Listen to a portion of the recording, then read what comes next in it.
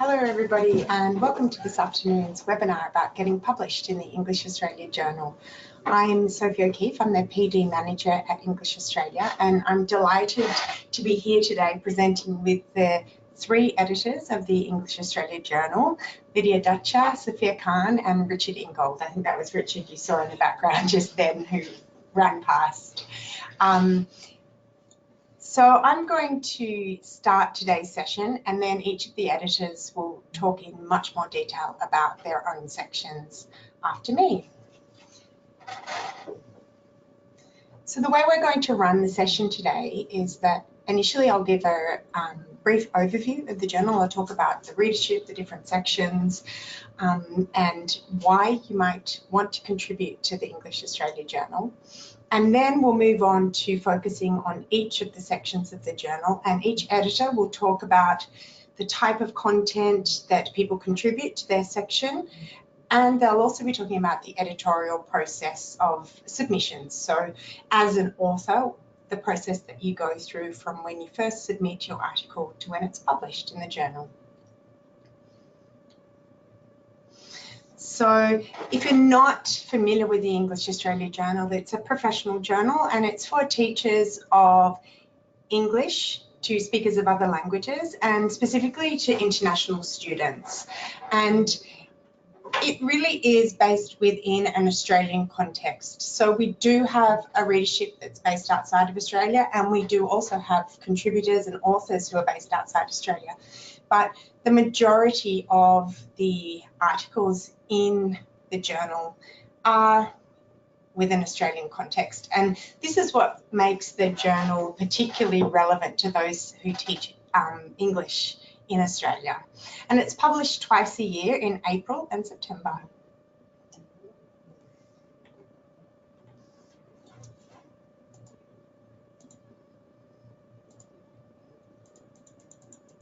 So as I mentioned, our readers are primarily interested in English language teaching for adult and young adult learners, and that's for international students, and that's opposed to people who are migrants who are learning English in the country. International students often come to a country, to Australia, to study English and then might go back home to their country afterwards, but they're learning away from their home country. We have people who read our journal overseas and also a lot of people in Australia who read our journal.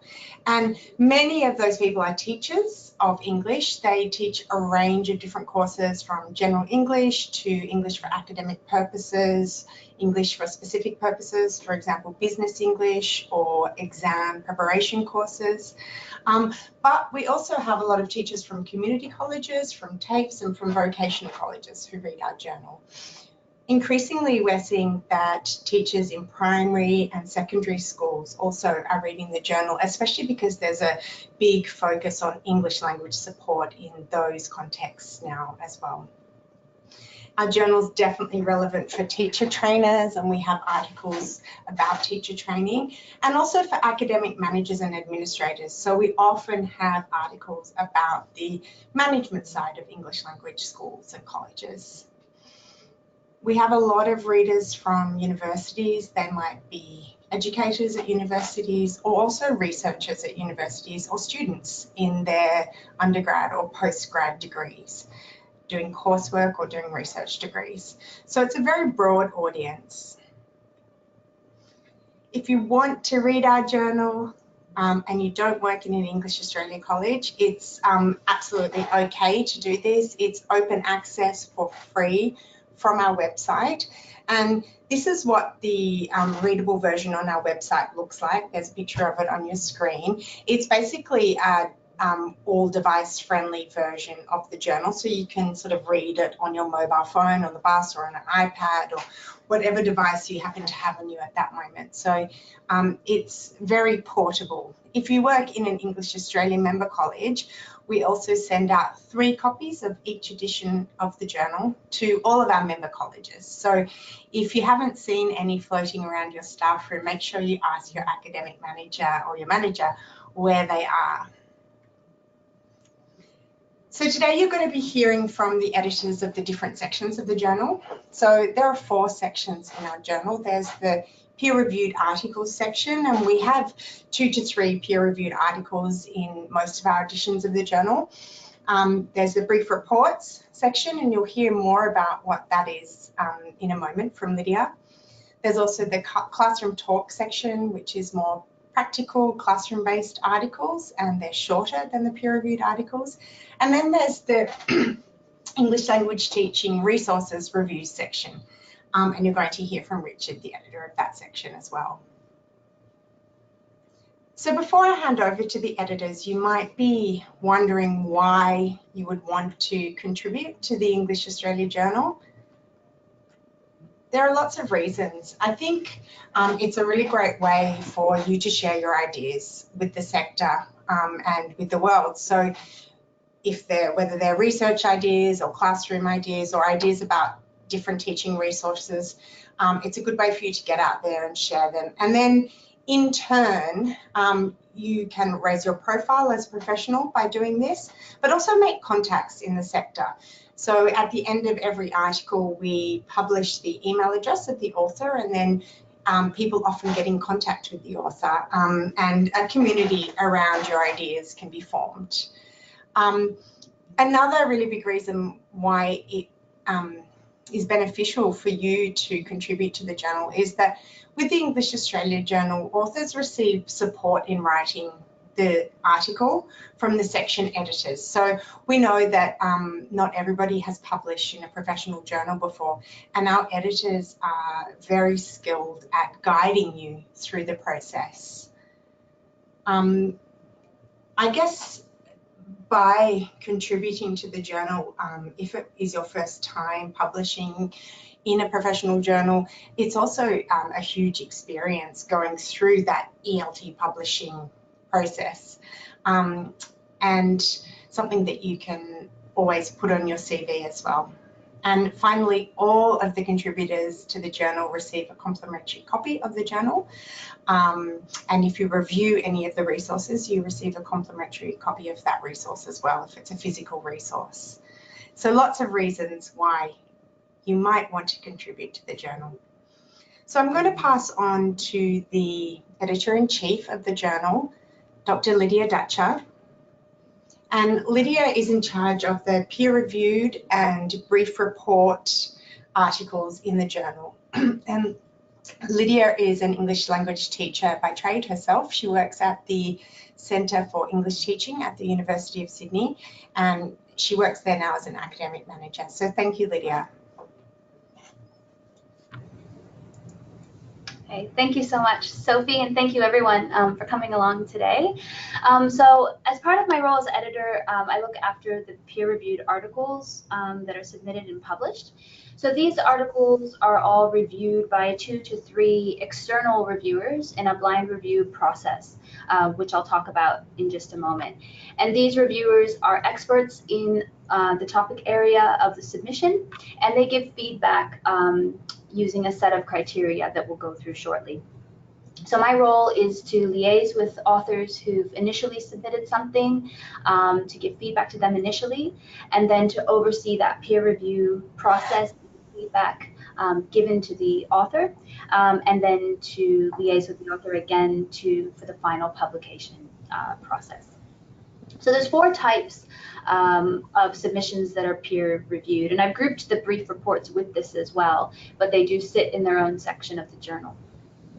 So research-based reports are your classic sort of academic article where someone who has produced original research is reporting on the findings of that research and framing it in a way that's relevant for the readership of the journal.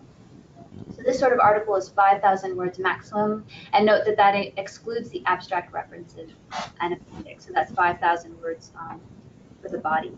A good example of a research report is from the April 2019 issue by Karchenko and Chappell, looking at English-only policies in language colleges. So if you'd like to see an example of this, that would be a good one to look at, although there's plenty, of course, throughout the back issues of the journal.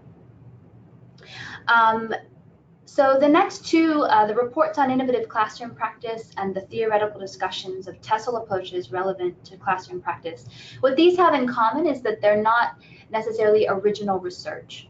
So here, so with the reports on innovative classroom practice, you're talking about some sort of approach that you've used in the classroom and really grounding that in the theory and the literature in that area. So looking at it through a theoretical lens.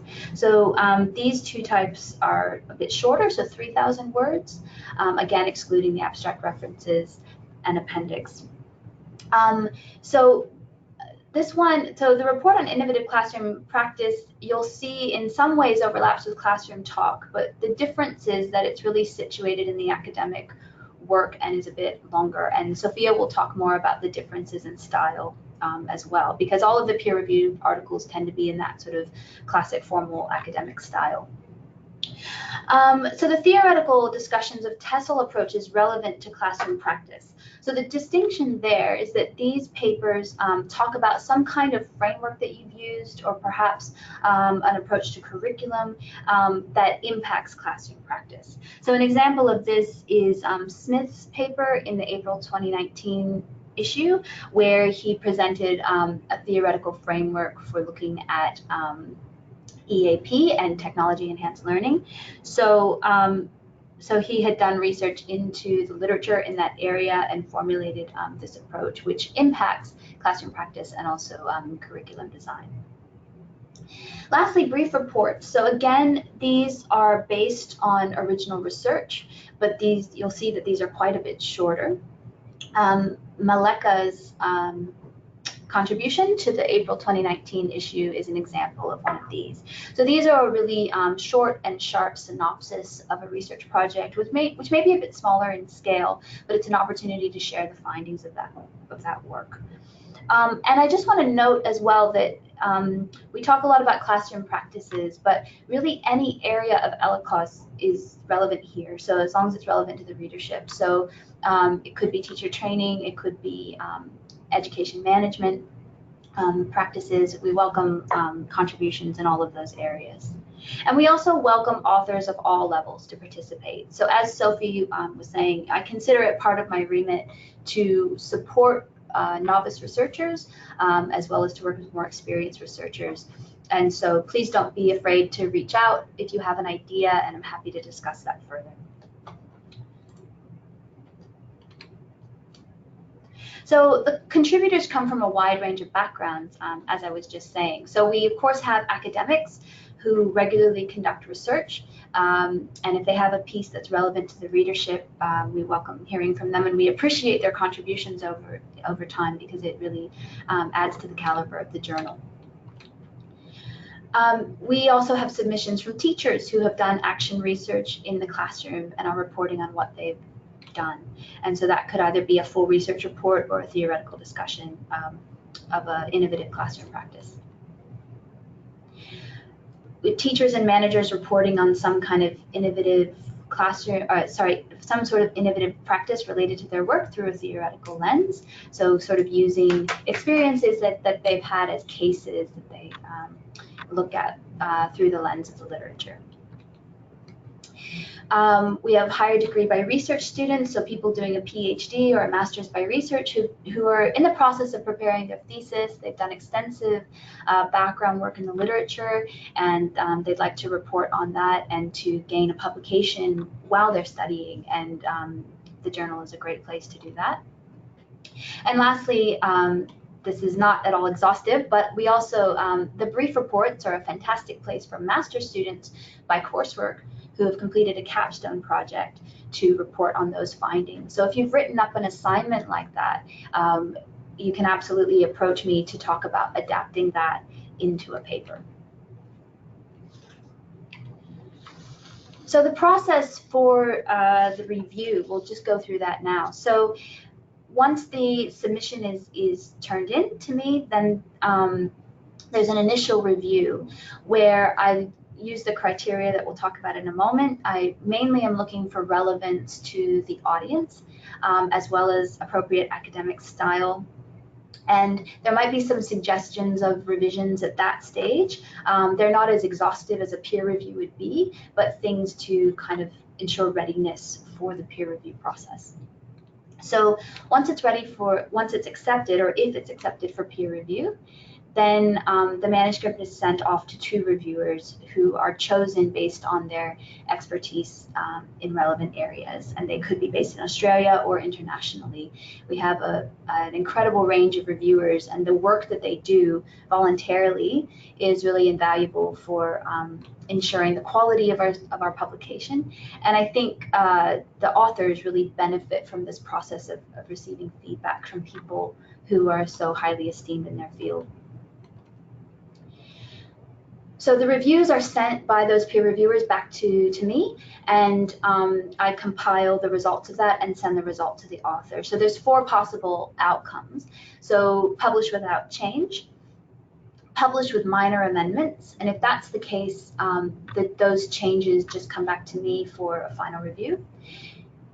Review again after major revisions. That means that the reviewer would like to see it again. So if that's the case, then the changes are sent back to me, and I send it on to the reviewer for a second review, and of course rejection. When we address these changes, we ask that people sort of update their manuscript, but also create a table where they talk about each comment and why they've responded, how they've responded, and why. So that helps to evaluate the changes and to check that they are sufficient.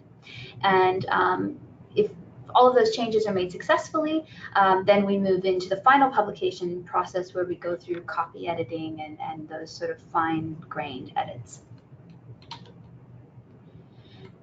So some criteria, things that we're looking for. So of course we want to make sure it's relevant for the readership. Many of the authors are based in Australia, but that is not a requirement. I think the main requirement is that the findings are transferable or relevant to the audience in Australia and overseas, working with the students that Sophie described. We want to make sure that it's grounded in sound and up-to-date Tehsil theory and research, so that the relevant literature is covered sufficiently, and also that the frameworks and the theory that's cited is up to date. So we're wanting to see, a few citations in 2016, 2017, 2018. That's sort of what we're looking for, to make sure that it's sort of right up to the minute. That it makes a worthwhile contribution to the Tehsil field, that it's not sort of repeating what's come before, but it's forging new territory in some way. That the language use and style are appropriate. And I should say that it is academic in style, but it is still a professional journal. So we want it to be accessible for teachers. So you're thinking of kind of a trained lay audience, if that makes sense, so that it doesn't need to be overly academic, but it should be suitably formal for the context. And lastly, if you are planning to submit, please have a good look at the guidelines for contributors. We ask that there's an initial email that pitches the article and talks about which type it is and why it's relevant for the journal. And then that the submitted manuscript is anonymized, so all references to the author are removed, and that APA formatting is used. But there's more detail on the website. It's quite clear there. So I'll pause there now and take any questions you might have. Sophie will be moderating this part. Yeah, so if you have any questions, please type them into the chat box.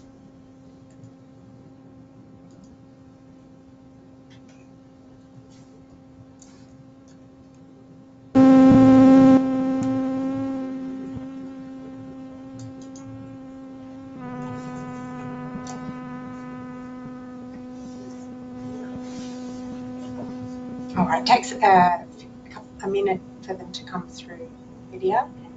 That's all right.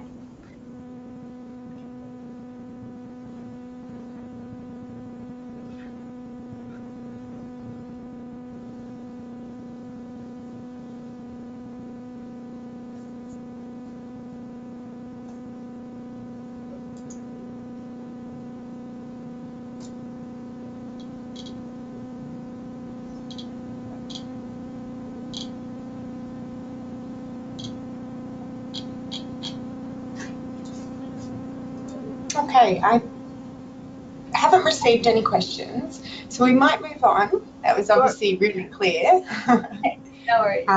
Richard and I liked your trained lay description, made a lot of sense to us.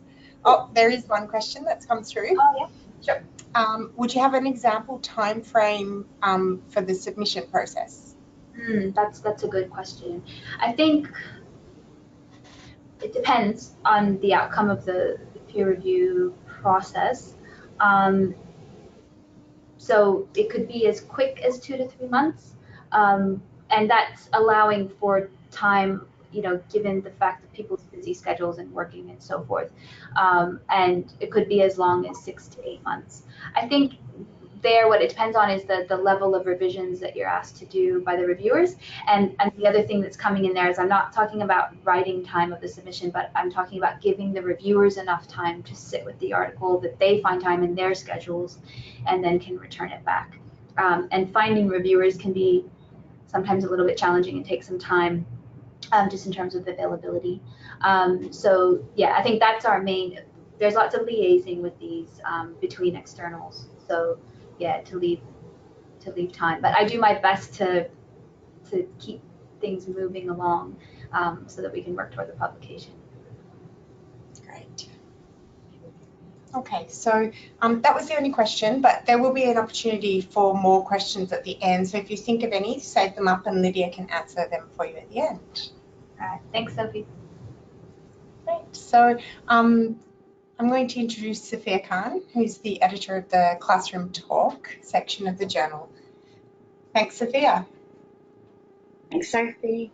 Okay, so as Sophie said, I'm the editor of the Classroom Talk section. So the aim of this part is to share practical ideas with fellow practitioners. Basically, we want readers to go away feeling inspired to try something new in their classroom or in their institution. So a simple way to think about it is just articles written by teachers for other teachers to use.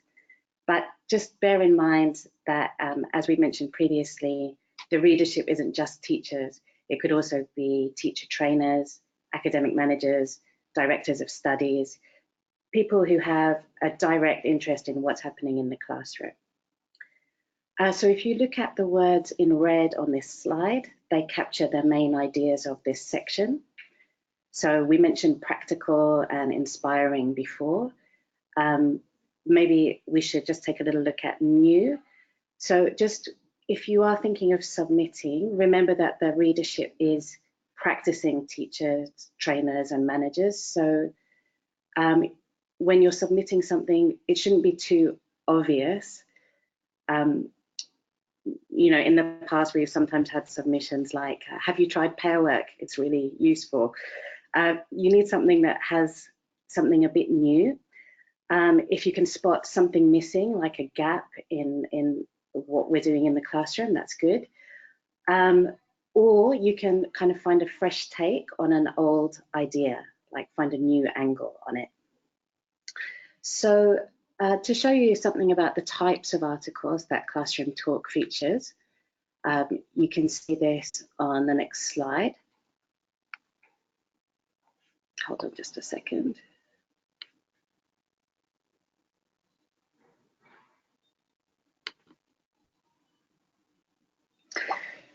Oh, there it is. Great, fantastic.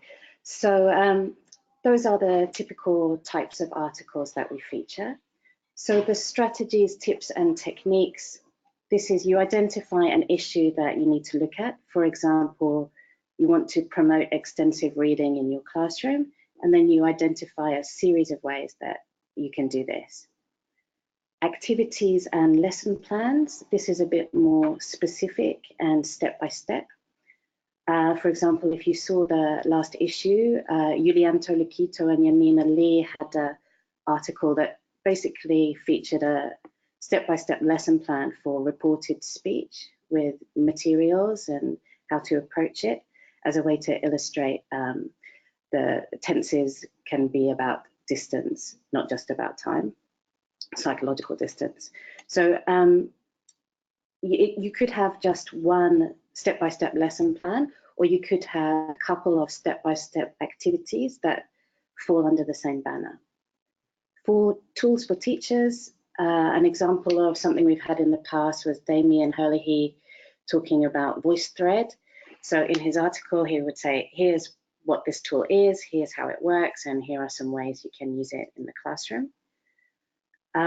Just something to think about is that tools don't have to be tech tools. In fact, it's nice to have something a bit different sometimes. So it could be something concrete like Cuisenaire rods. It could be something a bit abstract like Socratic questioning. Action research, Lydia's mentioned this before, because action research kind of falls really in the middle of theory and practice. You would need to decide if you're going to go for Lydia's peer-reviewed section or if you want to go for the more practical aspect of classroom talk. So when classroom talk features action research, it really focuses on the findings or the practical outcomes of here's what you can do in your classroom, not so much on the theory or the research design. So you have to be prepared to let that part go if you want to do your action research article in this classroom talk section. We also have some really interesting institutional projects. So even though they're not classroom based per se, they're still practical at the institutional level. So for example, we've had Leah Testa-Theismann talking about how to do effective observations, and other articles on setting up professional development groups. Basically, you could do a range of things in this section as long as it has a practical focus. And if you have an idea and you're not sure, then just email me. My contact details will be at the end of the presentation, and we can talk about it. Okay, so if you're wondering if you should be the sort of person who submits something, have a look at this slide and see if any of these things sound like you, because if it does, then you should definitely get in touch. I think some of the people who most commonly write are the people who've just done a conference presentation or a workshop, or just finished some action research, and it's been well received and it's practical, and they're sitting on this enormous amount of work that they've done and wondering like what they can do to stretch it further. So an article is a good way to extend the life of your work and reach more people, and at the same time get some new skills, something new to add to your CV or your portfolio of work. But having said that, you don't need to be sitting on an action research project. You can just have a great idea from your own classroom that you want to share with others and we can all benefit from. Okay, to give you some examples of the type of thing that we've published before recently, we had, I think it's in the last issue, an article on gamifying goals for student engagement outside the classroom. I think you might have seen a English Australia webinar on this as well recently.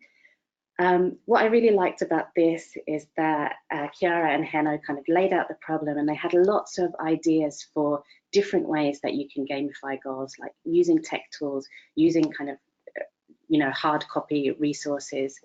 And they had really specific ideas of how to set goals, what type of goals to set, how you can measure them. So it was really specific and practical.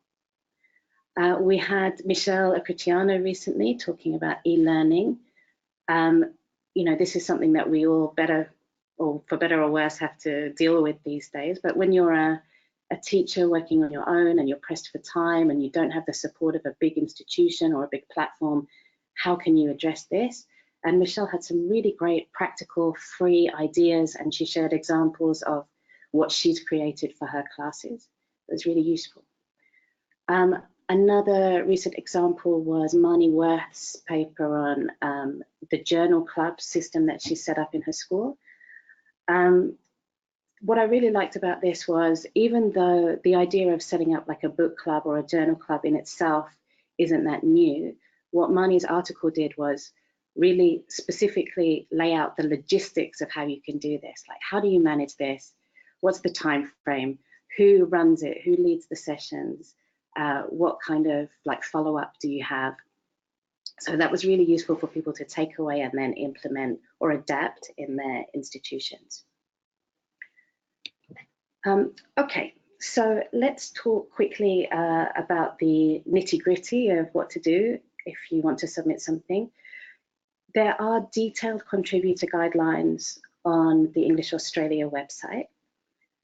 While they're similar to Lydia's guidelines for the peer-reviewed section, they're not exactly the same, so make sure you read the Classroom Talk guidelines. But in a nutshell, you can see they're pretty short articles, so 1,500 is the maximum. So you have to be quite tight and focused in what you want to talk about. The style is semi-formal, easy to read. If you imagine you're giving a workshop to your colleagues in your teaching centre, that's the kind of tone and style that we want. So it's okay to use I and you, and to ask rhetorical questions, and to share something you did that went wrong, but how people can then learn from this. So it's much more sort of chatty and magazine-y, if you like. If you do include referencing, it should be APA style referencing. We say if because we're actually not expecting to have many references to theory in this section. It's fine to have them, and you should have some background, to your thinking, but we wouldn't expect too many. If you want to talk in detail about the theory and your research and lit reviews and things like that, then that's probably more suitable for Lydia's peer-reviewed section. Okay, so what to do if you want to submit something? First of all, if you're new or if you're not sure if your idea is a good fit, just send me an email. We can talk about it.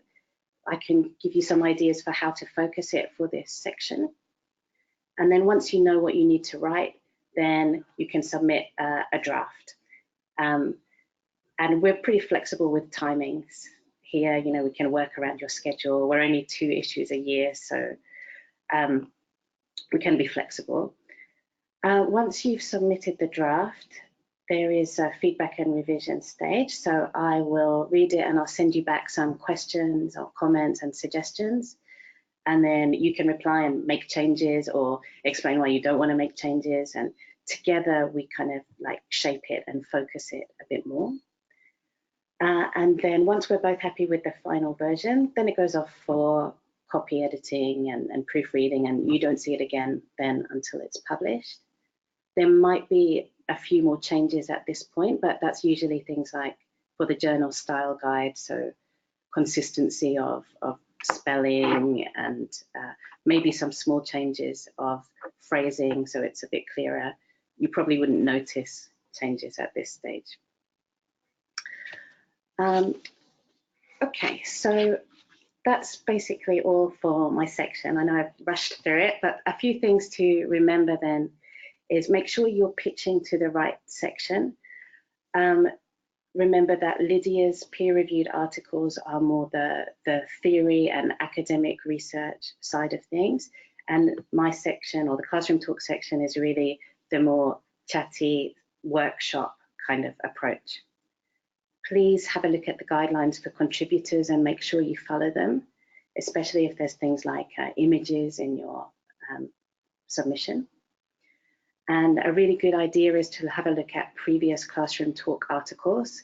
They're available online, all the previous issues, open access, like Sophie said. So that will give you the best idea of the kind of style and tone and the kind of thing that we want to publish. And just prioritize the practical takeaways in this section. So that's all from me. If you have any questions, I'm going to hand over to Sophie to pass them on to me.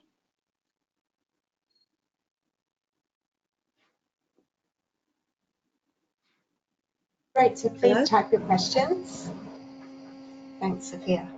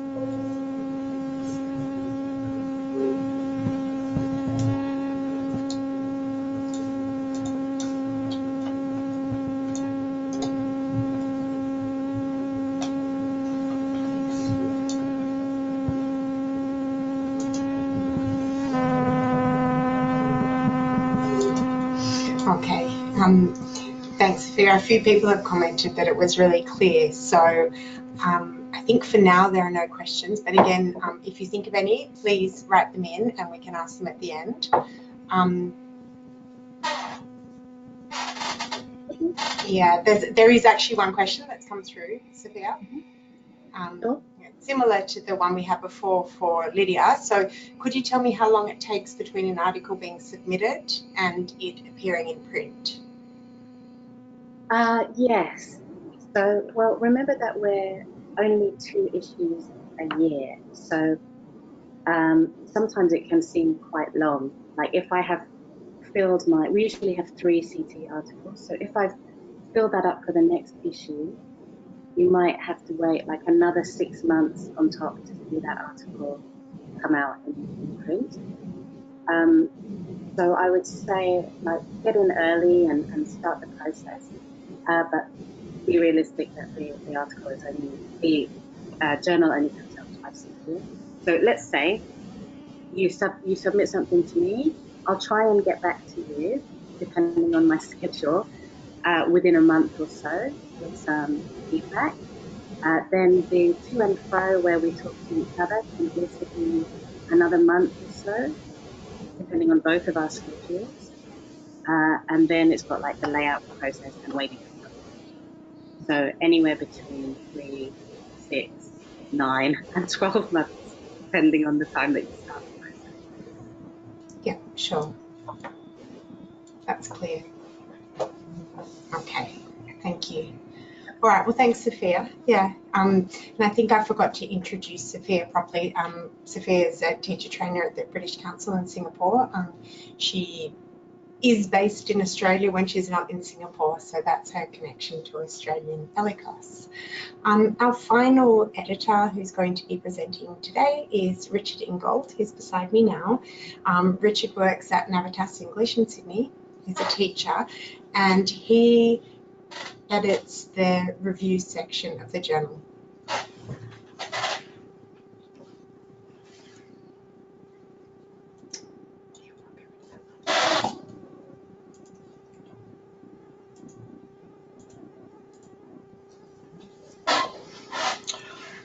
Hi everyone. So the review section, of course, is about reviewing ELT publications and materials, and it says here on the screen that it's of all types, and it really is. So I'll start by giving you some examples of some materials which have been reviewed in recent issues. We have classroom materials, course books, and the kind of things that you really walk into the classroom in your hand. The students have copies. We also have more practice-based books for teachers themselves. So books which are going to help you to build ideas and hopefully to build your skills as well.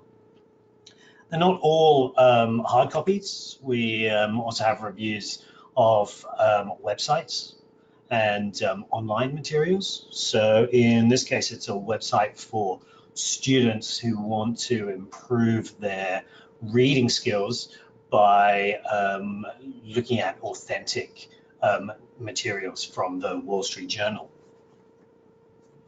We do get a little bit more theoretical as well with these texts for teachers, looking a little bit more deeply into teaching practice in this case, and also some quite academic texts as well. Here looking at the ethnography of academic writing. So as you can see, there really is quite a wide range of materials, which gives reviewers the opportunity to write about their area of interest. And I'll tell you how these materials are selected in a moment.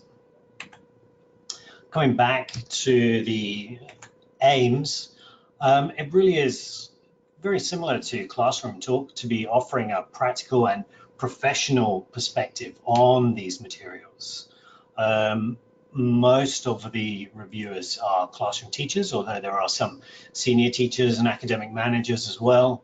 And it's about looking at these resources and helping other teachers, helping other people who are in your situation to decide whether this is a valuable resource or not. People might be spending their money on these things, and this is a real opportunity to help people make good decisions when they're selecting resources that they're going to use or to recommend to their students. So, to include in a review article, the typical review is going to begin by introducing the resource type, the aim, the focus, the target audience, and all this kind of background information to orient the reader to understand where this resource is coming from. The main bulk of the review article is this description and, importantly, the evaluation of it. And finally, you're going to be giving a recommendation. And so the big question here is, what is the material really like?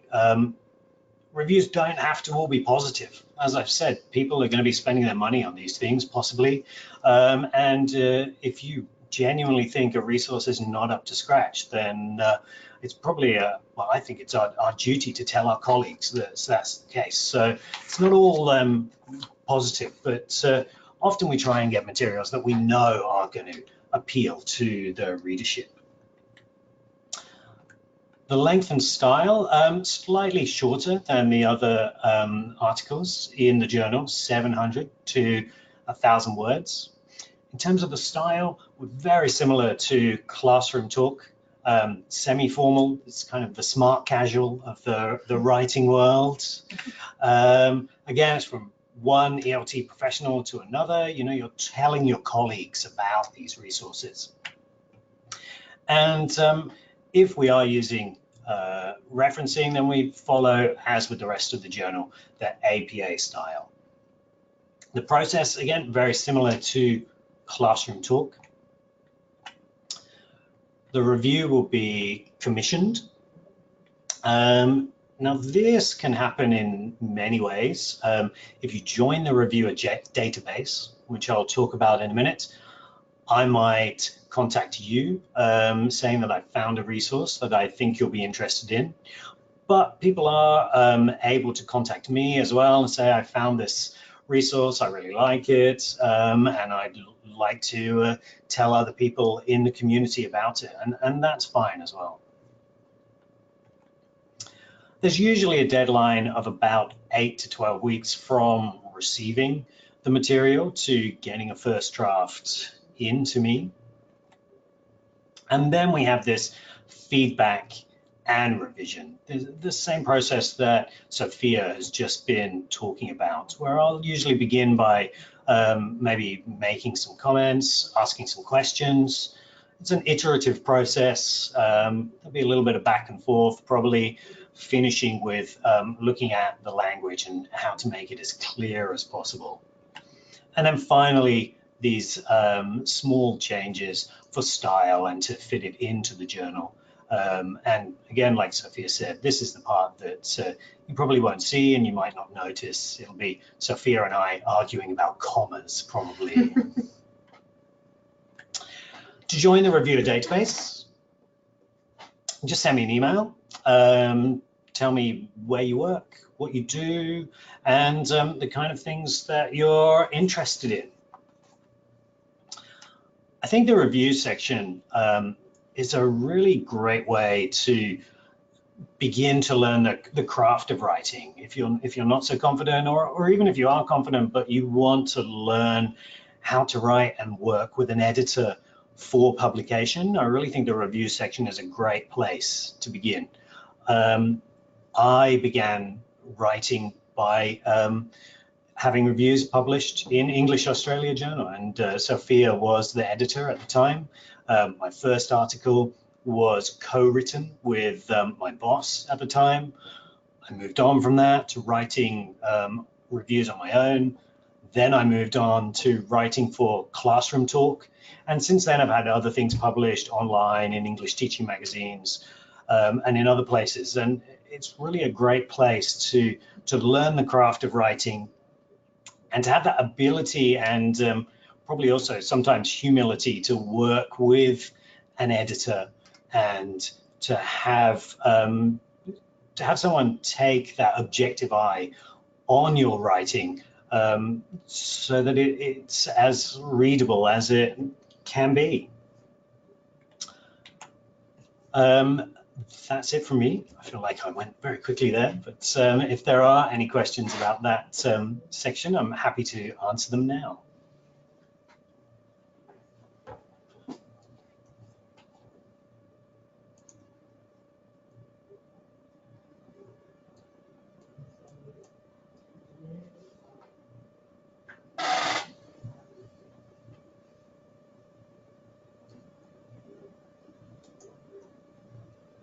All right, so the first question's come through, and it's, is there a list of previously reviewed books available?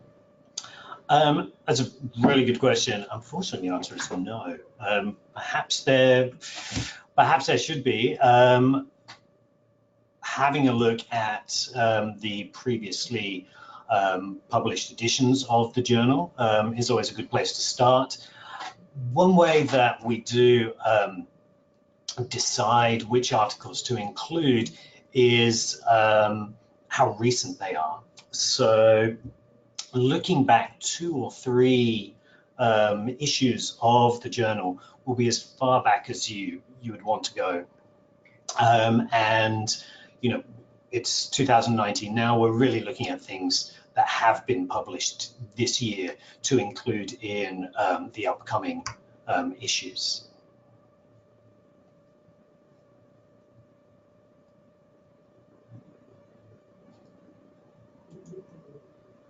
Okay, someone else has asked, is it easy to join the reviewer database? Are there face-to-face meetings?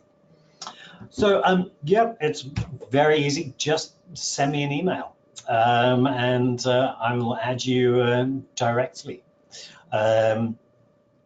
If you do tell me exactly what it is you're interested in, then I'll specifically keep a lookout for resources that might be suitable for you. And I'll keep you at the top of the list and look out for things that are going to match with your skill set and your interests. Face-to-face is not necessary at all. Most communication is done by email, and that's all fine.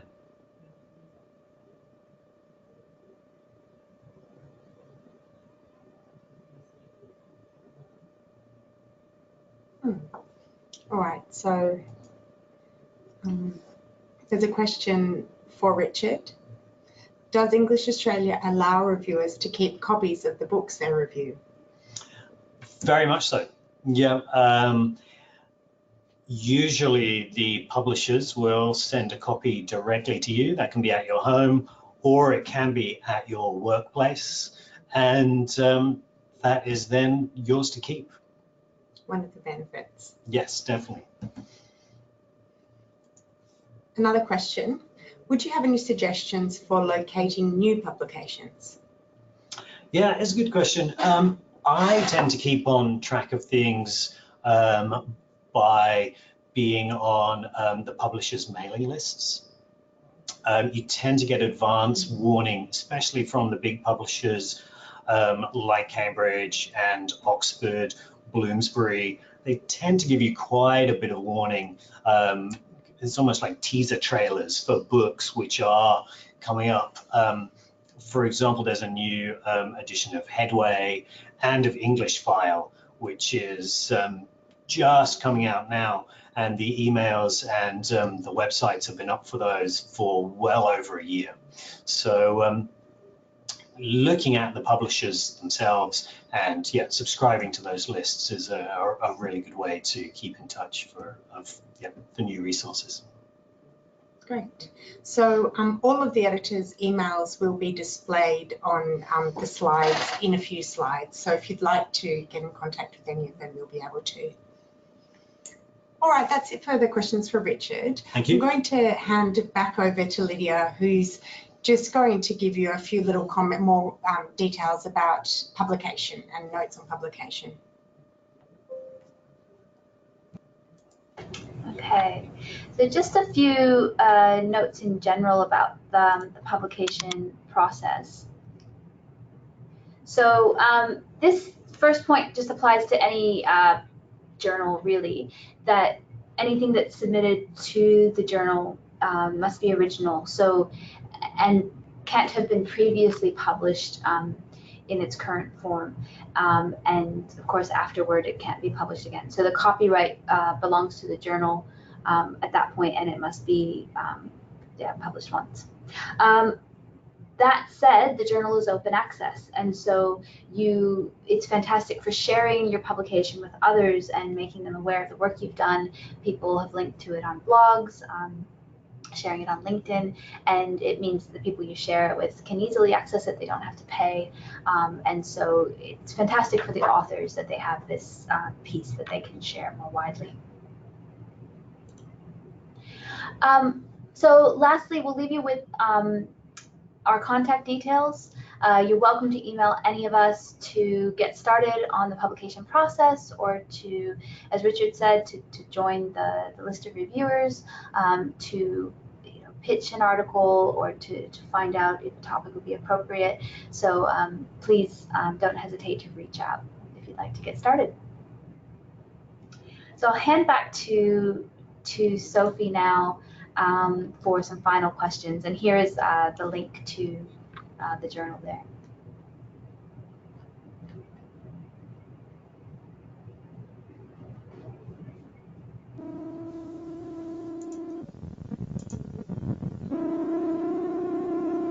Great, I'll just leave the emails up for a little while. So if anyone has any final questions for the editors, then please ask them now. There are a few more that came through in the feed.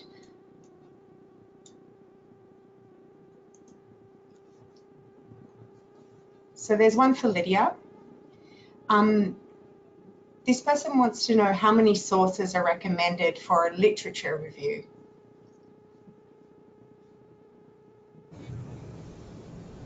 That's a good question. It again depends on the topic and what you're looking at. For a research report, I'm going to say 20 to 30. Sorry, I'm just sort of guessing. It's usually, the length of the reference list is usually 1 to 2 pages, I'd say, and similar for the theoretical discussion. So I think rather than the amount of citations, you want to ensure that you're covering off the core theories that you're using, and as well as some references to where those theories originated from. So recognizing that they didn't, come out of nowhere, if that makes sense. And that's again something that I'm happy to give feedback on if you're not sure about for your topic, if you've covered it all sufficiently. But the majority of your citations will be in that literature review section, and then you'd refer back to those same ones in the discussion. So it's your chance to show the readership the background reading you've done on your topic, and to also really situate the readership in the area that you're looking at. So for myself, I tend to make sure that when I'm citing a paper, that I go to that paper and make sure that I'm also citing what they've cited that's relevant, if that makes sense. You could follow that trail indefinitely, but that's a good kind of rule of thumb, that the originators of the theory and then some predecessors are covered off. Okay, thanks. So there aren't any other questions that have come through. All right, so we can probably finish up there. I'd just like to finish up by thanking the editors for presenting today, and also just thanking you for all the amazing work that you do. It really is a labour of love being an editor of the English Australia Journal, and you do it so expertly and so well. So we really appreciate all the work that you do for the journal and also for the sector, because it's a very important resource for Australian ELICOS. So we will finish up there. Thank you to everyone for coming as well, and please don't hesitate to reach out to me or to any of the editors if you have any further questions. Thank you. Thank you. Thank you. Bye. Yeah. Bye, everyone.